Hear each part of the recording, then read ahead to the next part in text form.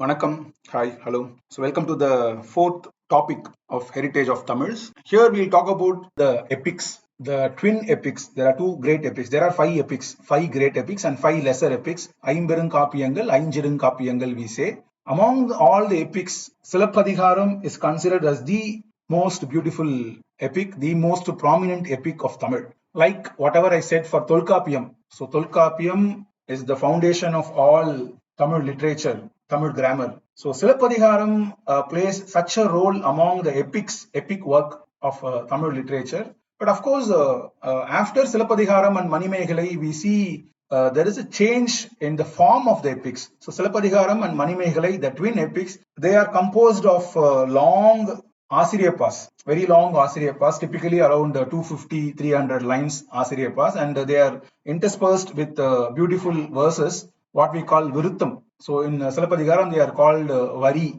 They are called Vari songs, Vari Padalgal, but they are basically they give rise to what we call Viruttam songs. But later epics, all of them are almost composed in these Viruttam songs, 4-line songs, which are similar to Sanskrit shlokas. Right? There are 4 padas. Here there are 4 lines of equal length and all. So Silappadigaram and Manimekalai is the starting point of epic literature in Tamil, and Silappadigaram plays a very important role. This is a very prominent literature in many aspects. I always admire Ilango Adigal because, see, the idea for Ilango Adigal is not to simply say the story of 3 people. So Silappadigaram is the story of 3 people, Kannagi, Kovalan and Madhavi. So if Ilango Adigal wanted to say that story, so there was Kannagi and Kovalan. Kovalan married Kannagi, and later on Kovalan fall in love with another girl, Madhavi. So he spent his time with Madhavi, but Kannagi was very forbearing, very forgiving of his husband. And Kovalan and Madhavi had a fight. So Kovalan separated Madhavi and come back to Kannagi. Kannagi accepted his husband, but they wanted to start a new life. So they go from their native place, which is the Chola territory, Pugar. They want to go to a new place to start a new life. So they go to Madurai. In Madurai, Kovalan wanted to start a new business. So Kannagi gives an anklet, Silambu, that is the name of the epic, Silappadigaram. So Silambu, anklet. So both of them are from very wealthy families, very rich merchant families. So Kannagi gives her a very costly anklet, which is made of gold embedded with ruby. She gives that anklet to Kovalan. He goes to the marketplace in Madurai to sell the anklet, using that as a capital to start his business. But in the meanwhile, there was a goldsmith in Madurai who has stolen the anklet of the Madurai queen. So Madurai is ruled by the Pandyan king. So this goldsmith has stolen the anklet of the Madurai queen, which is very similar in design to Kannagi's. But that one, because it's a queen of Madurai, Pandyan territory is known for its port city like Korkai and all. So they are very known for their pearls. So that anklet is studded with the pearls. So on the outside, they are both golden anklets. So inside, Kannagi's contain ruby, the queen's contain pearl. But what happens is the king's guards are searching for the anklet, and at that time, Kovalan goes with Kannagi's anklet to sell that. This Porkollan, the goldsmith, he conceives a plan and he makes Kovalan the thief. So the king, without doing much interrogation, he executes Kovalan. And Kannagi goes to the king's court and asks for justice. She proves that our anklet is different from the queen's anklet by showing the studs. So the king realizes his mistake and he loses his life. Kannagi burns the entire city out of anger, entire Madurai city. That might be a poetic thing. She wouldn't definitely have physically burned Madurai. Anyway, so the story goes like that. She destroys the Madurai city, and from there she comes to Vanji, the capital city of Chera. So see, the 3 emperors are connected, Chola, Pandya and Chera. She comes to Chera, and there she sort of takes up a penance for 14 days, and at the end of that, Kovalan comes from the heaven in a chariot, flying chariot, and takes her along with him. Some tribal people see this, and they report this to the Chera king, that we saw a lady doing penance, and a chariot from the heaven came and took her. So they report this incident to the Chera king, and the author of this epic, Ilango Adigal, is the brother to this Chera king. He's a Chera prince, Ilango Adigal. In fact, the name Ilango, Ilamko, Ko is Arasan king. Ilamko means a prince, young king. So it refers to prince. So it may not be his actual name. So we refer to him as Ilango Adigal. Adigal is a respective term used for monks. Another poet is there. Seethalai Satanar is also present. He is the author of the next epic. So he says that this should be composed as an epic. And Ilango Adigal says, I will do that myself. I will compose this story into an epic. And the Chera king, Cheran Chengutavan, he builds a temple for Kannagi. So that is a temple made of stone. But whatever Ilango Adigal did is a temple made of words. So we say Karkovil, Sorkovil. The one built of words by Ilango Adigal is still present, still available, and still giving us a lot of joy and information. Now the point is, this is a story of Kannagi, Kovalan, Madhavi. So as I said it in a few seconds, if I myself can say that in a few seconds, think of Ilango Adigal. He could have said that story in a few words, in a few beautiful, very delicately chosen words. So he could have done that in one verse. But why he chose to compose an epic? So it's not about the story of Kannagi. Of course, that's a central theme. That is the platform. See, poets always use anything, any idea as a platform, as a reason to express what they want to express. So that is the thing about poets. Whenever a poet says something, that is, you should not directly take the meaning. Of course, that is there. If they say directly something, but there is reading between the lines should also be done. So this epic, for example, he wants to tell the story of Kannagi, Kovalan, Madhavi, yes. But what he does, he structures his epic into three parts, three major parts. We call cantum. So cantum or canto in English we say. So kandam is piece, kandam, kandam. So three pieces, three parts, segmentation in the work. These kandams are named after the three capital cities of the three prominent emperors of Tamilnadu, Chera, Chola, Pandiyar. So the capital city of the then Chola king is Pugar, Pugar Kaviri Pumbattinam. The capital city of the Pandyan king is Madurai. The capital city of the Chera king is Vanji. So he structures his epic based on the three cities of Tamil Nadu, three capital cities of Tamil Nadu. So Pugar Kandam, Madurai Kandam, Vanji Kandam. So there itself, he shows us that he is not simply telling the story of Kannagi and Kovalan. He is telling an epic about Tamil Nadu itself, about Tamil itself. So this is Tamil epic, not just an epic written in Tamil. This is the epic about Tamil, about the Tamil culture, Tamil Nadu. So if you want to learn about Tamil Nadu, Tamil culture, Tamil history, just by reading Silappadigaram, you can cover 90% of it, right? All the rest will be only 10%. Or maybe we should give some good share to Purananuru also, but Silappadigaram is epic, so it's a nice connected thing. So that is the important thing about this epic, right? That is why it's so prominent. It is about the Tamil Nadu itself. It covers the entire Tamil Nadu. It is like you are time traveling and taking a safari, a tour across the Tamil Nadu of around 1800 years back. So if you want to go to 1800 back in the past and tour the Tamil Nadu, you want to know about the people, the culture, the traditions, what are they doing, what are they eating, how their houses are built, how the cities are built, what are all the businesses people are doing, what are all the foreign traders present in Tamil Nadu, foreign settlements present in Tamil Nadu, everything, every aspect of the culture, entertainment, music, art, history, architecture, you name it, everything is there in this one epic. So Ilango Adigal is not simply a poet, is not like, a poet like today writing love stories or writing whatever comes to his mind and simply breaking them into some structured form, making it look like poet. No. He is a man of knowledge, right? He is like a walking encyclopedia. So if there is a Wikipedia entirely about Tamil Nadu, that person, if personified, will be Ilango Adigal. It may sound, I am exaggerating about Ilango Adigal and all. I am not. In fact, I am understating the literary prowess of Ilango Adigal and this epic. There's so much thing to be said about this. Anyway, so let me not get carried away by this. So the point is, this epic is very prominent and it is personifying, encompassing Tamil Nadu, Tamil heritage, everything for 1800 years back. So this as an epic is structured into three parts. I already told you, Pugar Kandam, Madurai Kandam and Vanji Kandam. And each of the Kandam, there are chapters, subdivisions, which are called Kadai, like Kadai, story, Kadai, so chapter. So there are 30 Kadai in all, but that is not 10. Pugar Kandam contains 10 Kadai, Madurai Kandam is slightly bigger, 13 Kadai, and Vanji Kandam is 7 Kadai. That is how the epic is designed. This is the story of Kannagi, Kovalan and Madhavi, but majorly about Tamil Nadu. This is the epic of three Tamils. We say Muttamil.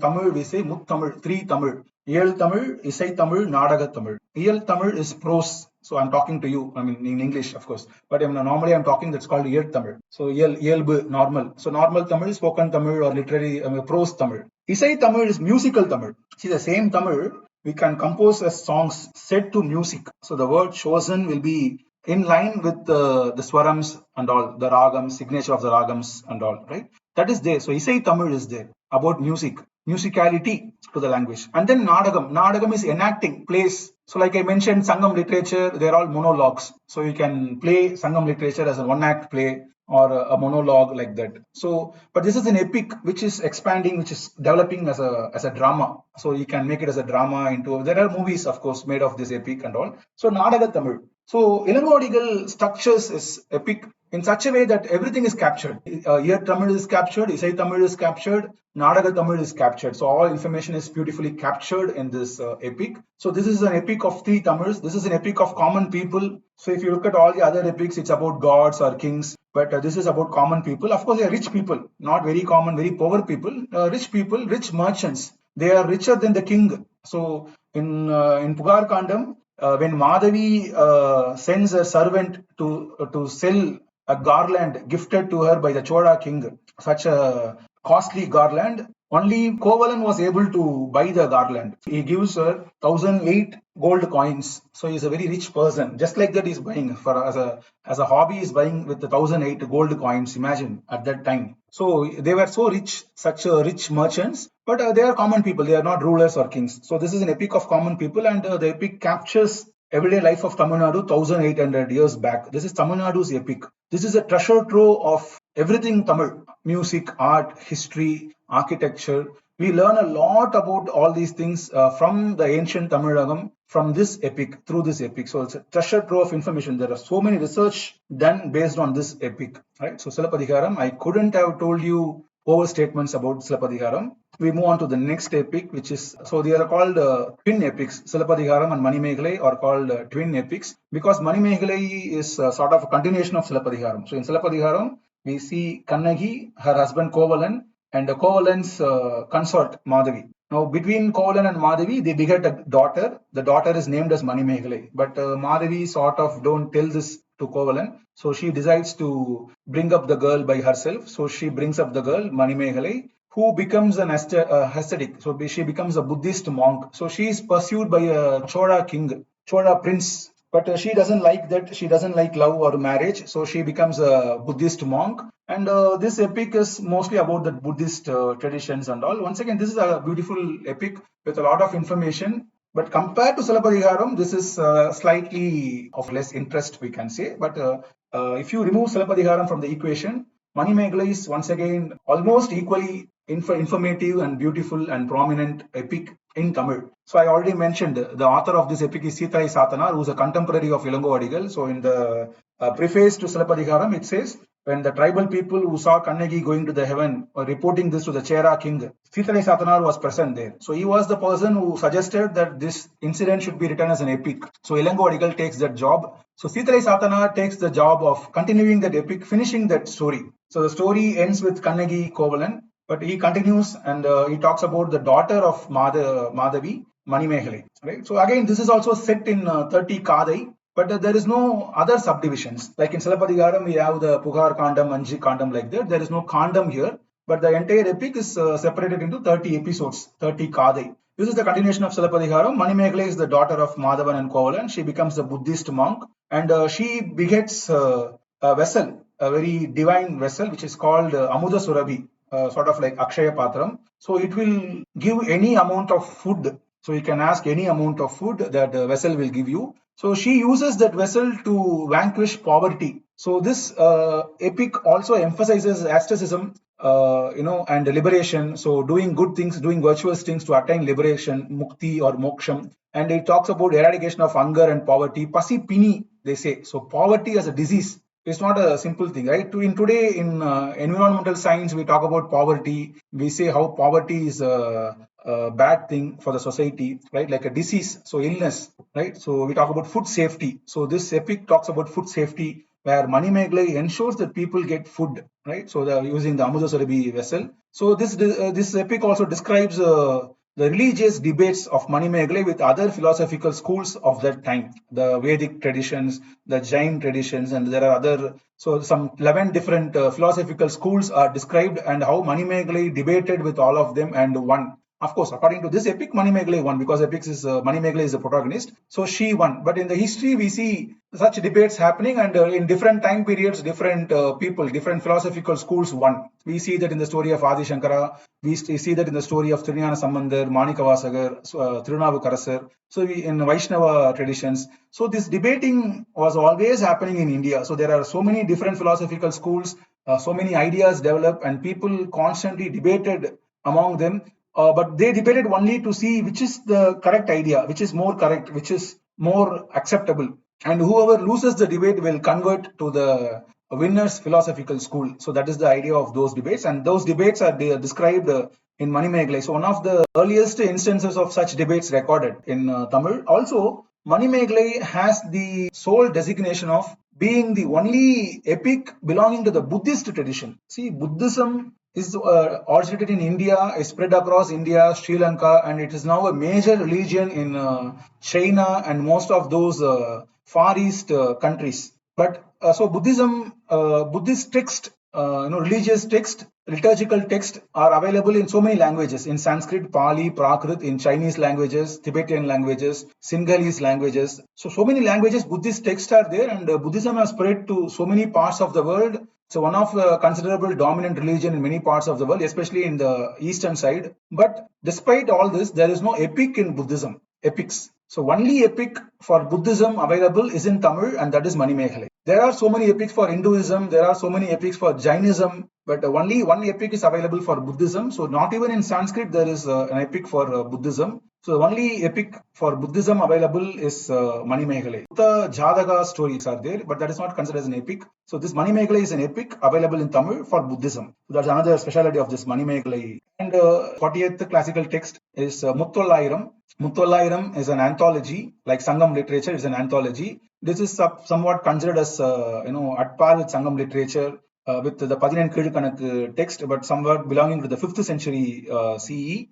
These are also made of Venpa verses. Now the name, we are not sure what the name means. As such, the name means Mu Tollairam. Mu is 3, Tollairam is 900. Tollairam is 900, right? So Mu Tollairam, is it 900 songs about the 3 emperors or 3 900 songs? So if you say it is 3 900 songs, the total count is about 2700 songs. So each emperor was given 900 songs. So 2700 songs, or it's a total collection of 900 songs about 3 emperors. In that sense, 300 songs per emperor, which is a collection of 900 songs. So either it was 2700 songs or 900 songs, but unfortunately we have lost almost all of them. Only about some 110 songs are retrieved, 108 or 110 in some editions. Only that much songs are retrieved nowadays, right? So there is another text called Purathirattu. There, some of these songs were recorded as examples. Only those are available now. So the original text is lost. So these are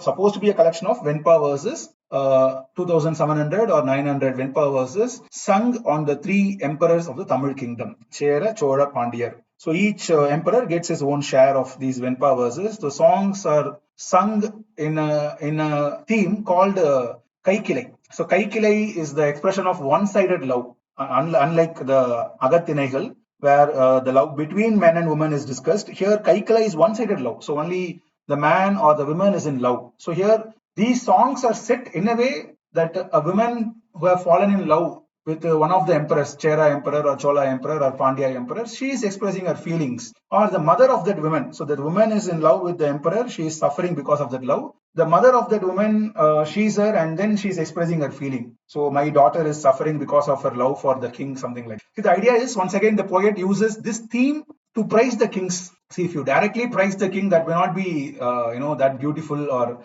it may sometimes be cringy. But poets use such different techniques, poetical tools, frameworks in order to express what they want to say. So the poet want to praise the Chera king, the Chola king, or the Pandya king. So he uses the imagination of a woman who has fallen in love with them. Through her eyes, he expresses the ideas. So the songs praise the 3 kings, Chera, Chola, Pandya, through Venpa verses. So once again, here also we find historical records, mentions of the battles, mentions of the achievements of the kings, description of the cities, the capital cities of the kings, and so many other things are found. So a very interesting text, but unfortunately we lost majority of the text, and we also don't know about the author, whether it was composed by a single author or by a group of poets. We don't know anything about that. All we now have is about 110 songs recovered from other mentions of this work. So I'll show you one example of this Muttolairam song. So this song I have chosen, this is praising the Chera emperor. Especially it praises the territory of the Chera emperor. So the poet says, he expresses the beauty of the Chera emperor. So what he says is, அல்லல் பழனத்து அரக்கு ஆம்பல் வாய் அழ வெள்ளம் தீ பட்டது என வெறி புள்ளினம் தம் கைச்சிறகால் பார்ப்பொடுக்கும் கவ்வை உடைத்தரோ நச்சிலை வேர் கோக்கோதை நாடு. Kokkodai is the Chera king. Kokkodai Nadu is the territory of the Chera king, the Chera territory, present day Kerala. So he says, what is the nature of this territory? See, in that territory, there are fields, vayal, paranam, farm fields, paddy fields are there. So in those fields, this Arakku Ambal, this red water lily, those flowers are there. So in a particular time, all these flowers are blossoming. See, that's a red water lily. You can see in the picture. That's a very, very bright flower, very red flower. So that almost appears like fire. That red water lily in full blossom appears like fire. So imagine a field where a bunch of such red water lilies are blossomed. Now the birds, like swans, they see this water lily on the farm fields and they think the water itself has caught fire. So they are afraid that the water caught fire. They are trying to protect their chicks, the small birds, with their wings. So they are trying to cover them with their wings. So kai chiragu is wing. So they are trying to cover these chicks with their wings as if to protect them from the fire. The water itself is on fire. So that is the trouble in the country. So that is the bother. He says that is the problem in such a Chera country. So that is the song. So it's a beautiful imagination, right? So the flowers, red flowers are so bright, so brilliant red that they appear like fire, and the birds are afraid of them. That's a beautiful imagination. But there's one more nuanced information here. See, the poet says this is the only trouble in the country. So the only bother, the only thing that bothers the lives of the subjects of the Chera king is that this imagined fire. So it means there is no other bother. So everyone is living happily, peacefully. That is the indirect message in the song. See, this such sort of expressions are also found in Kambar. So Kambar also, when he's describing Ayodhya, he says like this. So there is no other trouble except this small trouble. So he says like that, right? So this is a beautiful song from Muttolairam. And the last but not the least, the 41st classical text called Irayanar Agapurul, or sometimes it's called Irayanar Kalaviyal. So Agapurul, this is a grammar text. So Agam we already have discussed, Agapurul, grammar about the Agam concepts, or Kalaviyal. So Kalaviyal is a part of this Agam thing. So it's called Kalaviyal, means grammar of the Kalavu, part of the Agam clandestine meeting, but it talks about both Kalaviyal and Karpiyal. So there is Kalavu and Karpu, both is discussed here. Now, whatever Tolkappiyam says, so this text is about some 300 to 500 years later than the Tolkappiyam. We cannot exactly date this, right? So there is not enough information here. But whatever Tolkappiyam says about Agapurul, the Agam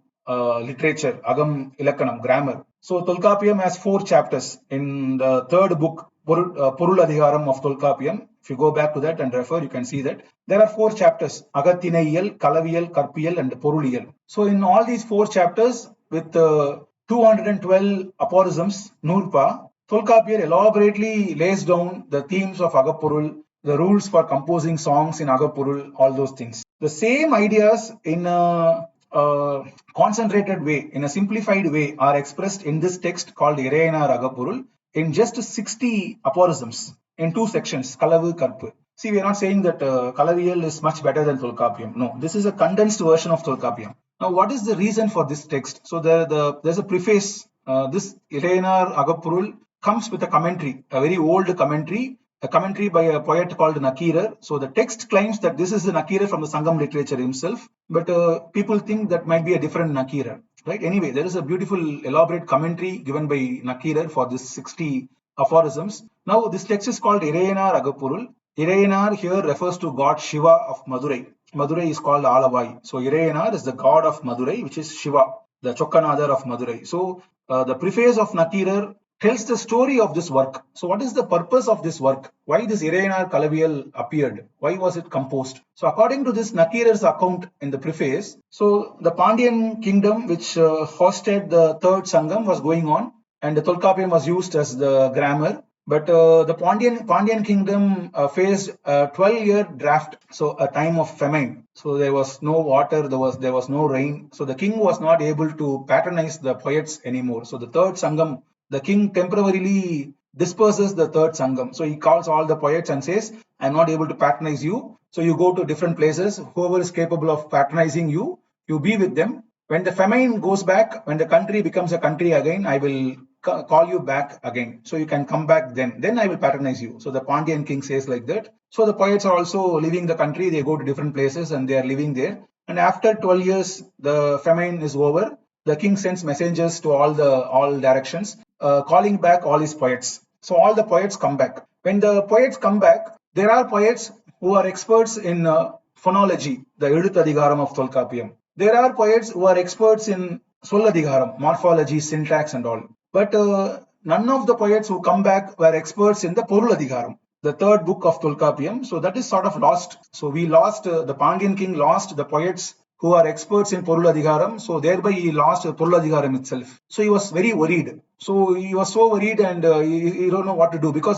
see, in a language, you have grammar, you can analyze the phonology of the language, you can analyze the morphology, syntax, semantics. But what is the use of that? We have to analyze all these things in order to compose songs. So to compose songs, you should need the knowledge of Poruladhigaram, the context, content, grammar. So without this context, content, grammar, even if you have these two grammar, they are useless. So the king is very worried and he prays to the god, his lineage god, Shiva of Madurai, Madurai Alavai, Chokkar, Irayanar, they are called. So he prays to the god, and God takes mercy on the king. So he composes these 60 songs. That is the story. That is the legend. Right? So the god composes the 60 aphorisms, which details all the Poruladhigaram information from Tolkappiyam, and he puts them in copper plates and he keeps that near his pedestal. The next day, when the priest comes in and he was cleaning the temple, he saws these copper plates and he understands that these are grammar. This is what our king is looking for. So he brings that to the king, and the king gives that to the poets of the Sangam and asks them to analyze this, study this, and create a commentary. Now they study this for some time, and each of them comes up with a commentary. So they are in not in consensus. So they come back to the king and ask the king that we each composed a commentary. We don't know which is correct. So the king says, what I can do. Now the poet says, you once again pray to the god himself. The god will give us an arbitrator. So he will decide which is correct. So he prays to that, and God appears in the dream of all the poets and the kings, and he says there is one person called Uruttara Sanman, who is the son of a poet called Uppuri Kirar, Madurai Uppuri Kudikirar. So you go to that person. That boy is a small boy, only 5 years old, but he is a deaf and dumb person. So don't mistake him as a deaf and dumb person, because he is the incarnation of Lord Murugan himself. So you go to him and you give respect to him, and you keep him in a high seat and read all your commentaries to him. He is a deaf and dumb boy, but whichever commentary is correct, then he will shed tears, and his body will show horripilation. We call, Pulagam Puttal, right? So Mayir Kucheridal, goosebumps. So his body will show horripilation and his eyes will shed tears. They, because of the excitement of the correctness of the commentary. So he will react in that way. But thereby you can know that commentary is correct. So all of them read their commentary to that boy, and only for Nakirar's commentary, the boy sheds tears and shows horripilation for each and every word of the commentary. So all the poets agrees that this Nakirar's commentary is the correct one, and they accept that commentary, and they develop the grammar from there on. So that is the story, that is the preface, that is the reason why this Irayanar Kalavir is composed. This is the preface given in the text itself, and then the text is handed over from generation to generation. That is also mentioned in the text, and I have made all these preface. I have translated in English and put in my Quora blog. I will give the link for you. So if you're interested, you can go and read that in detail there.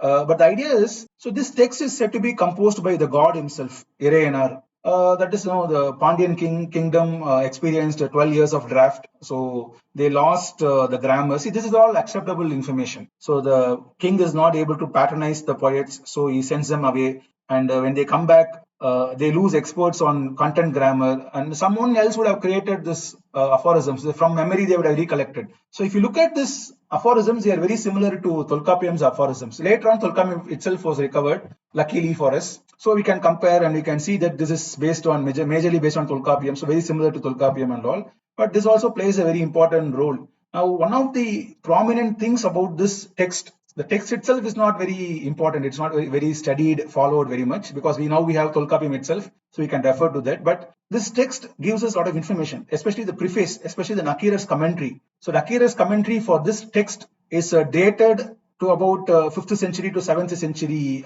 CE, which is the first instance of prose in Tamil. So all the time people were composing only verses, Venpa, Asiriyappa, like that, only verses. Everything is expressed in verse form, versification, poetry. But this is the first instance of Urai. Urai is commentary or prose, spoken language, right? So this is the first instance of Urai prose in Tamil. And later on in the 10th centuries, 11th centuries, up to the 14th century, a lot of prominent Urai for Tolkappiyam, Tirukural. So many prominent Urai Asiriyargal, commentators, that tradition, like poets, commentators also, we had a lot of generations of commentators came later on after the 10th century. But this is somewhere in the 3rd century to 7th century. So very earliest instant of prose, as well as the tradition of commentary, writing commentary to a text and all. And also this preface is the first explicit mention of the Tamil Sangams. So we say Sangha Ilakkiyam, Sangam literature. So we say first Sangam, second Sangam, third Sangam. So all that reference comes from here. So there is no mention of Sangam in Sangam literature itself, but the Sangam literature is mentioned in the preface of this commentary by Nakira for this Irenar, Kalaviyal or Agapurul. So in that sense, this is a very important and prominent literature in Tamil. So up to this text, somewhat around 6th century CE, is what we call the classical literature of Tamil. After the 6th century, Tamilnadu, so from the Kalappiras and the small kingdoms of Chera, Chola, Pandya, which are growing now, so they overturned the Kalappiras and Pandyas in the south and Pallavas in the north. They take back the control of Tamilnadu, and from that we have a different era that is called the Bhakti era. From 6th century, we see the Bhakti era, which we'll see when we talk about Alvars and Nayanmars, we'll talk about those things there. So we saw the Bhakti era blooming. So different types of literature, different forms, developments in literature we see in all those things. So up to this marks the classical era of Tamil literature, and up to this text, the 41 texts are called as the classical text, Seviyal Noolgal of Tamil literature. So I hope I have given you some information about these texts. I have not overwhelmed you with my information. On the other hand, I have not given you nothing. So as I said in the beginning, I will make a shorter version of this, which will be useful for your examination. So see, for your interest, for gaining knowledge, you can watch this video and learn. But you are not expected, you are not supposed to write all of this information in your exam answers. If there is a question, discuss the classical text of Tamil, enumerate the classical text of Tamil. You are not going to write all these, whatever for this 1 hour I'm talking, you are not going to write all of this. So that is not possible, that is not necessary. So I will make a shorter version for examination preparation, but this is for you to learn. I'm going to give this video for others also. Whoever wants to learn about Tamil literature, especially the classical literature, they can use these videos to learn about. That is the idea. That is why I went a bit elaborate on all of them, but it's not elaborate enough. Each of these texts deserves at least 10 to 50 hours to discuss them in detail. So much information, so much nuances, so much poetical beauty, literary traditions are there, so much historical importance is there for all these texts. I am in the process of writing blogs and creating videos explaining all of them. So I'm doing this in Tamil. I will hope in future I'll do this in English also. So you can follow my channel, subscribe and share with your friends, and keep in touch to learn more about Tamil and literature of Tamil language, all those things. So thank you for your patience. Thank you very much. Subscribe to my channel, follow, like these videos, share them, and of course study with them. Thank you very much.